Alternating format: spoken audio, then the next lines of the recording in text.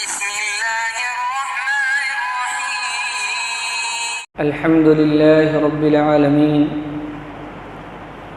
والعاقبة للمتقين والصلاة والسلام على سيد الأنبياء والمرسلين وعلى آله وأصحابه أجمعين أما بعد فقد قال الله تعالى في القرآن المجيد والذين جاهدوا فينا لنهدينهم سبلنا وإن الله لمع المحسنين صدق الله العظيم۔ محترم بزرگوں اور میرے دینی بھائیوں، ابھی میں نے قرآن کریم کی جس آیت کی تلاوت کی ہے، اس آیت میں اللہ تعالیٰ نے اپنی عادت بیان فرمایا کہ میری عادت کیا ہے۔ ایک تو اللہ تعالیٰ کی قدرت ہے اور ایک اللہ تعالیٰ کی عادت ہے۔ اللہ تعالیٰ کی قدرت تو یہ ہے کہ ان اللہ علی کل شیء قدیر، اللہ تعالیٰ ہر چیز پر قادر ہے۔ اللہ تعالیٰ جب کسی کام کے کرنے پر آ جائیں تو وہ اس میں کسی کے محتاج نہیں اور کسی اسباب کی ان کو ضرورت نہیں، بغیر کسی اسباب کے ہر کام کو کرنے پر اللہ تبارک و تعالیٰ قادر ہے۔ ایک اللہ کی قدرت ہے اور ایک اللہ کی عادت ہے۔ دنیا کے اندر جو یہ سارا نظام چل رہا ہے، یہ سارے کے سارے نظام اللہ تعالیٰ کی عادت کے مطابق چل رہا ہے۔ اللہ تعالیٰ دنیا میں کبھی کبھی اپنی قدرت بھی دکھلاتے ہیں تاکہ لوگوں کو یہ سمجھ میں آئے کہ اللہ تعالیٰ قادر مطلق ہے۔ مثال کے طور پر دنیا میں انسان جب آتا ہے تو آسمان سے ڈائریکٹ زمین پر نہیں گرتا۔ اگر اللہ چاہے تو آسمان سے ڈائریکٹ زمین پر انسان کو اتار دے، لیکن نہیں، اللہ تعالیٰ کی عادت یہ ہے کہ انسان کے دنیا میں لانے کا ایک ذریعہ ہے، مرد اور عورت ہے، ماں باپ کے ذریعے سے اولاد دنیا میں آتی ہے، یہ اللہ کی عادت ہے۔ اسی طریقے سے ہر انسان اس دنیا میں آ رہا ہے، لیکن ایک اللہ تعالیٰ کی قدرت ہے کہ اس میں انسان کو دنیا میں لانے کے لیے نہ تو اللہ تعالیٰ کسی مرد کے محتاج ہے نہ کسی عورت کے محتاج ہے، بغیر مرد اور عورت کے اللہ تعالیٰ انسان کو پیدا کر دے، اس پر اللہ قادر ہے۔ حضرت آدم علیہ السلام کو اللہ تعالیٰ نے دنیا میں لایا، جبکہ نہ کوئی مرد ہے نہ کوئی عورت ہے، کوئی انسان نہیں ہے، لیکن اللہ نے بغیر ماں باپ کے حضرت آدم علیہ السلام کو پیدا کیا، یہ اللہ کی قدرت۔ حضرت حوا کو جب پیدا کیا تو بعض روایتوں میں آتا ہے کہ حضرت آدم علیہ السلام کی پسلی سے انہیں پیدا کیا، اور بعض روایتوں میں آتا ہے کہ حضرت حوا کو حضرت آدم علیہ السلام کی بچی ہوئی مٹی سے بنایا۔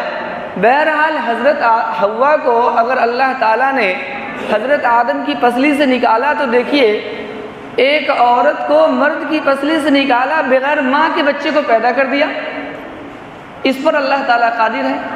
حضرت عیسیٰ علیہ السلام کو دنیا میں لائے تو حضرت مریم کے پیٹ سے پیدا کیا اور بغیر باپ کے پیدا کر دیا۔ حضرت مریم کی کوئی شادی نہیں ہوئی تھی اور حضرت مریم کو کسی مرد نے چھوا تک نہیں تھا، اور حضرت عیسیٰ علیہ السلام دنیا میں آئے۔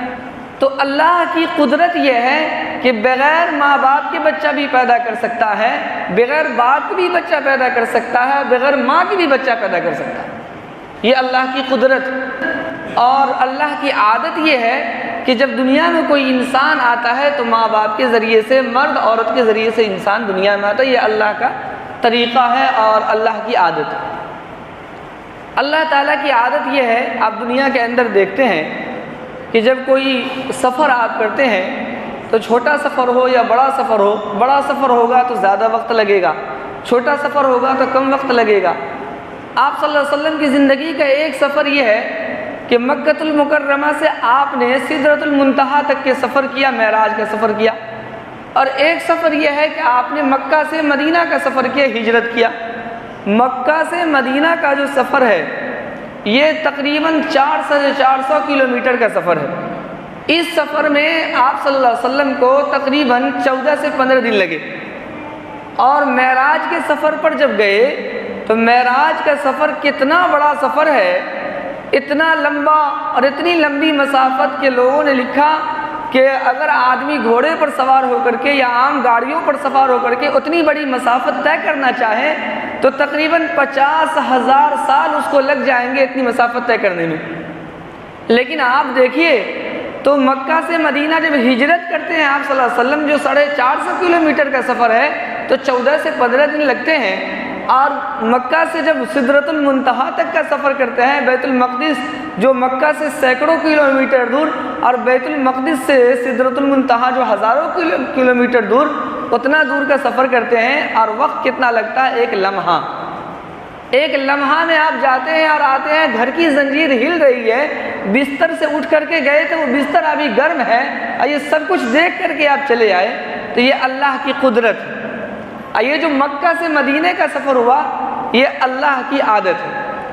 تو اللہ تبارک و تعالی اس دنیا کے اندر جو نظام چلا رہے ہیں وہ اللہ کی عادت کے مطابق چل رہا ہے، اور کبھی کبھی اللہ تعالیٰ اس دنیا کے اندر اپنی قدرت کا بھی اظہار فرماتے ہیں۔ تو اللہ تعالیٰ کی قدرت الگ چیز ہے اور اللہ تعالیٰ کی عادت الگ چیز ہے۔ ابھی میں نے جو آیت پڑھی، اس آیت میں اللہ تعالیٰ نے اپنی عادت کو بیان کیا ہے۔ یہ جو آیت میں نے پڑھی ہے، اس آیت کا ایک شان نزول ہے، ایک پس منظر ہے، ایک واقعہ ہے جس واقعے کے تحت یہ آیت نازل ہوئی۔ حضرت سلمان فارسی رضی اللہ عنہ یہ فرماتے ہیں کہ یہ مجوسی تھے، یہ آگ کو پوجتے تھے، ان کے والد بھی آگ کو پوجتے تھے۔ سلمان فارسی رضی اللہ عنہ وہاں پر معمور تھے جہاں آگ کی پوجا ہوا کرتی تھی، اس کی دیکھ ریکھ کرتے تھے، اور سب سے بڑے عبادت گزار یہی سمجھے جاتے تھے وہاں پر۔ ان کے والد بہت بڑے زمیندار تھے، زمین پہ جایا کرتے تھے، کاشتکاری کرتے تھے۔ ایک دن ان کے والد کسی وجہ سے زمین پر نہیں جا سکے، اور حضرت سلمان فارسی رضی اللہ عنہ کو بھیجا۔ یہ جب جا رہے تھے تو راستہ میں ایک گرجا گھر دیکھا، عیسائیوں کی عبادت گاہ دیکھی، اور دیکھا کہ وہاں لوگ نماز پڑھ رہے ہیں، یہ کھڑے ہو کر کے دیکھنے لگے۔ یہ جب دیکھنے لگے تو ان کو ان کی عبادت کا طریقہ بہت اچھا لگا۔ جب ان کی نماز مکمل ہوئی تو یہ جا کر کے کہنے لگے کہ آپ کی نماز بہت اچھی لگی، آپ لوگ اس مذہب سے تعلق رکھتے ہیں، میں چاہتا ہوں کہ اس مذہب میں داخل ہو جاؤں۔ ان لوگوں نے ان کو عیسائیت کے اندر داخل کر لیا۔ یہ کھیت پر تو نہیں گئے، وہاں کافی وقت لگا۔ وہاں سے جب واپس آئے تو باپ نے پوچھا، تینوں نے بتلایا کہ میں ایسے ایسے گیا تھا اور وہاں گرجا گھر میں لوگوں کو دیکھا، مجھے ان کی عبادت کا طریقہ اچھا لگا۔ ان کے والد صاحب چونکہ بہت بڑے آتش پرست تھے، آگ کو پوجنے والے تھے، اس لیے ان کو خوف ہوا کہ ایسا نہ ہو کہ کہیں یہ اپنا مذہب بدل لے، اس لیے ان کے پاؤں میں بیڑیاں ڈال دی اور کہا کہ اب تمہیں کہیں جانا نہیں۔ اچھا، جب انہوں نے عیسائیوں کے عبادت گاہ میں جب عیسائیت اختیار کی تو انہوں نے پوچھا کہ آپ لوگوں کا سب سے بڑا پیشوا، سب سے بڑا رہنما کہاں ہے؟ میں وہاں جا کر کے چاہتا ہوں کچھ سیکھنا۔ ان لوگوں نے کہا کہ سب سے بڑا پیشوا ہم لوگوں کا یہ ملک کے شام کے اندر ہے، لاٹ پادری اس کا نام ہے، وہاں ہے، سب سے بڑا پادری ہے، آپ وہاں جا کر کے سیکھ سکتے ہیں۔ باپ نے ان کو قید کر دیا۔ انہوں نے اسی قید کی حالت میں خبر بھیجا کہ اگر کوئی قافلہ ملک شام سے آئے اور جب روانہ ہونے لگے تو مجھ کو بھی خبر کرنا۔ چنانچہ قافلہ آیا، جب وہ روانہ ہو رہا تھا ان کو خبر ملی، یہ کسی طریقے سے بچتے بچاتے اس قافلے سے جا ملے، اور اس کے ساتھ یہ مہینوں کا سفر طے کیا اور ملک شام پہنچ گئے۔ وہاں کے جو پادری تھے، لاٹ پادری، اس سے سارا واقعہ سنایا۔ لاٹ پادری نے کہا ٹھیک ہے، تم یہاں رہو، میں تھوڑی تھوڑی اپنے مذہب کی باتیں تمہیں سکھاتا رہوں گا، تم یہاں عبادت کرتے رہو۔ وہ عبادت کرتے رہے۔ حضرت سلمان فارسی رضی اللہ عنہ فرماتے ہیں کہ میں نے اس سے ایک دن کہا کہ آپ جب مر جائیں گے تو پھر میں یہاں سے کہاں جاؤں گا، کس کے پاس میں سیکھنے کے لیے جاؤں گا؟ انہوں نے کہا کہ ایسا ہے کہ جب میں مر جاؤں تو عراق میں ایک جگہ ہے جس کا نام ہے نینوا، اس عراق میں نینوا نامی شہر کے اندر ایک پادری رہتا ہے، اس سے میرا تعلق ہے، تم وہاں چلے جانا اور وہاں اس کی خدمت کرنا، وہاں دین سیکھنا۔ چند سالوں کے بعد وہ پادری مر گیا، ملک شام میں جو تھا لاٹ پادری، یہ وہاں سے سفر کیے اور سفر کر کے آ گئے عراق میں آ کر کے انہوں نے اس پادری سے سیکھنا شروع کیا۔ کچھ دنوں کے بعد اس پادری کی بھی طبیعت خراب ہوئی۔ انہوں نے کہا کہ آپ جب مر جائیں گے تو پھر میں یہاں سے کہاں جاؤں؟ حضرت سلمان فارسی رضی اللہ عنہ کی عمر بہت لمبی ہوئی، بہت لمبی عمر ہوئی، تو اس پادری نے کہا کہ دیکھو میرے بعد موصل ایک قریب کا شہر ہے اسی ملک عراق کے اندر، وہاں میرا ایک ساتھی رہتا ہے، پادری ہے، تو وہاں چلے جانا اور وہاں جا کر کے ان سے سیکھنا۔ یہ وہاں سے رخصت ہوئے اور چلے آئے موصل کے اندر۔ موصل کے جو پادری تھے ان کی خدمت کرتے رہے، دین کی باتیں سیکھتے رہے۔ جب کئی سال گزر گئے، اس کے بعد اس کی بھی طبیعت خراب ہو گئی۔ انہوں نے کہا کہ آپ کی بھی طبیعت خراب ہے، مرنا تو سب کو ہے، اگر آپ مر جائیں گے تو آپ کے مرنے کے بعد میں کیا کروں گا، کس سے سیکھوں گا؟ وہ جو موصل کے پادری تھے انہوں نے کہا کہ ایسا ہے کہ میرے مرنے کے بعد اب میں سمجھتا ہوں کہ اس دنیا میں کوئی ہمارے مذہب کو صحیح طریقے سے سمجھنے والا اور سمجھانے والا موجود نہیں ہے۔ اور صحیح بات یہ ہے کہ ہم نے تورات بھی پڑھی ہے اور انجیل بھی پڑھی ہے، اس میں اس بات کی خوشخبری دی گئی ہے کہ ایک نبی آنے والے ہیں جن کا نام محمد ہوگا۔ تورات میں ان کا نام محمد ہے اور انجیل میں ان کا نام احمد ہے۔ وہ آخری نبی ہوں گے، ان کا جو دین ہے وہ برحق دین ہے، تم ان سے جا کر کے آگے کی تعلیم حاصل کرنا اور ان سے جا کر کے ان کا مذہب اختیار کر لینا۔ انہوں نے کہا کہ اگر وہ نبی آئیں گے تو کس شہر میں آئیں گے، اس کی علامت کیا ہے، ہم کیسے پہچانیں گے وہ یہی نبی ہیں جن کے بارے میں آپ کہہ رہے ہیں؟ تو انہوں نے کچھ علامت بتائی کہ جس شہر میں وہ آئیں گے اس شہر میں کھجور کے پیڑ ہوں گے، اور جو نشانات ہیں مکہ کے، اس مکہ کے نشانات کے مطابق اس کی نشاندہی کی، اور کہا وہ جو نبی آئیں گے تو اس نبی کے پرکھنے کا 3 طریقہ ہے، اس کے اندر 3 علامت ہے، اگر وہ 3 علامت اس میں پائی جائے تو سمجھ لینا کہ یہ وہی نبی ہے۔ کہا پہلی علامت تو یہ ہے کہ وہ صدقہ کا مال استعمال نہیں کرتے، صدقہ کا مال قبول نہیں کریں گے، وہ خود استعمال نہیں کریں گے صدقے کے مال کو۔ اور دوسری علامت یہ ہے کہ ہدیہ کے طور پر اگر کوئی چیز پیش کرو گے تو اس کو وہ استعمال کریں گے۔ اور تیسری علامت یہ ہے کہ وہ جو آخری نبی آئیں گے ان کے گردن کے پاس میں پیچھے پشت پر ایک گوشت کا ٹکڑا نکلا ہوا ہوگا، اس کو مہر نبوت کہتے ہیں، اور اس گوشت کے ٹکڑے کے اوپر ماں کے پیٹ سے ہی یہ لکھا ہوا ہوگا رسول محمد الرسول اللہ، اس میں محمد نیچے لکھا ہوگا اور اس کے اوپر رسول لکھا ہوگا اور اس کے اوپر اللہ لکھا ہوگا۔ ترتیب یہ ہوگی کہ سب سے پہلے اللہ، اس کے بعد رسول، اس کے بعد محمد، یہ لکھا ہوا ہوگا۔ جس کے اندر یہ علامت ہوگی وہ آخری نبی ہوں گے۔ چنانچہ انہوں نے علامت تو سیکھ لی، چند سالوں کے بعد یہ موصل کے جو پادری تھے یہ بھی انتقال کر گئے۔ اب ان کو یہ فکر ہوئی کہ میں کیسے جاؤں اور اس آخری نبی سے ملاقات کروں اور جا کر کے ان کے دین کو سیکھ سکوں۔ کچھ دنوں کے بعد ان کو معلوم ہوا کہ یہ ملک عراق سے ایک تجارت کا قافلہ مکہ المکرمہ جا رہا ہے۔ یہ بھی جا کر کے اس قافلے میں شریک ہو گئے کہ ہم بھی مکہ جائیں گے۔ یہ مکہ جب آنے لگے تو مکہ کے جو قافلہ تھا ان لوگوں نے ان کو وہاں سے تو صحیح سلامت لائے، لیکن جب مکہ مکرمہ پہنچے تو ان کے ساتھ ان لوگوں نے غداری کی، اور غداری یہ کی کہ مکہ کے بازار میں لا کر کے ان کو غلام بنا کر کے بیچ دیا۔ حضرت سلمان فارسی رضی اللہ عنہ کہتے ہیں کہ مجھے تو بہت غصہ آیا کہ میں تو ایک آزاد انسان ہوں اور اس نے مجھے غلام بنا دیا، میں بولوں تو کیا بولوں، اتنے سارے سینکڑوں کے تعداد میں لوگ ہیں، میری بات کون سنے گا؟ اس لیے خاموش رہا اور ان کو لوگوں نے غلام بنا کر بیچ دیا۔ اور وہ بیچا بھی کس کے ہاتھ؟ ایک مدینہ کا یہودی تھا، اس کے ہاتھ بیچ دیا۔ اب آپ صلی اللہ علیہ وسلم تو مکہ المکرمہ میں ہیں اور اس کو مدینے کے یہودی نے خرید لیا اور خرید کر کے مدینہ لے آئے۔ اب آپ صلی اللہ علیہ وسلم مکہ میں اور یہ غلام بن کر کے آ گئے مدینہ میں۔ جس مقصد سے گئے تھے وہ مقصد تو حاصل ہوا نہیں، لیکن بڑی فکر تھی کہ کسی طریقے سے اس نبی سے ملاقات کریں۔ ایک دن ایسا ہوا کہ یہ کہتے ہیں کہ میں کھجور کا کام کیا کرتا تھا، درخت کی تراش خراش کا کام کیا کرتا تھا۔ ایک دن میں کھجور کے پیڑ پر چڑھا تھا اور درخت کو کاٹ چھانٹ کر رہا تھا، اس کی پتی وغیرہ کاٹ رہا تھا کہ دیکھا کہ میرا جو مالک تھا، میرا آقا تھا، اس کا ایک بھائی آیا اور ہانپتے کانپتے اس نے کہنا شروع کیا کہ فلاں فلاں آدمی کو خدا غارت کرے، ارے یہ لوگ تو جا کر کے فلاں مقام پر جمع ہو گئے ہیں اور وہاں پر ایک شخص آیا ہے جو مکہ مکرمہ سے آیا اور اپنے آپ کو نبی کہتا ہے، اور یہ سب کے سب اس کو نبی مانتے ہیں، آخری نبی مانتے ہیں، یہ سب کے سب غارت ہو جائے، خدا ان کو غارت کرے۔ انہوں نے جب یہ سنا تو جلدی سے درخت سے اتر گئے اور کہا کہ تم کیا کہہ رہے تھے بتاؤ۔ ان کے آقا نے انہیں مارا بھی اور کہا کہ جاؤ اپنے کام میں لگو، تمہیں اس سے کیا مطلب ہے، لیکن سن تو چکے تھے، دل میں طلب تھی۔ کہتے ہیں کہ میں نے کچھ کھانے پینے کی چیزیں لی اور لے کر کے مقام قبا میں پہنچا، وہاں دیکھا کہ ان کے ساتھ کچھ لوگ ہیں۔ میں نے ان سے کہا کہ آپ تو اللہ کے برگزیدہ شخصیت ہیں، آپ نیک لوگ ہیں، اس لیے میں آپ کے پاس یہ کچھ یہ لایا ہوں، صدقہ کی چیز ہے جو میرے پاس تھی، آپ کو ضرورت ہے آپ بھی استعمال کیجیے اور آپ کے ساتھی لوگ ان کو بھی دے دیجیے۔ حضرت سلمان فارسی رضی اللہ عنہ کہتے ہیں کہ میں نے جب یہ کہا تو دیکھا کہ اس آدمی کو انہوں نے یہ سامان تو لے لیا لیکن اپنے ساتھیوں میں تقسیم کر دیا اور خود استعمال نہیں کیا۔ انہوں نے کہا کہ میں ان چیزوں کو استعمال نہیں کرتا، صدقے کی چیز میں استعمال نہیں کرتا۔ حضرت سلمان فارسی رضی اللہ عنہ کہتے ہیں کہ مجھے ایک علامت تو مل گئی کہ وہ صدقے کی چیز استعمال نہیں کریں گے، مجھے لگا کہ یہ نبی ہے۔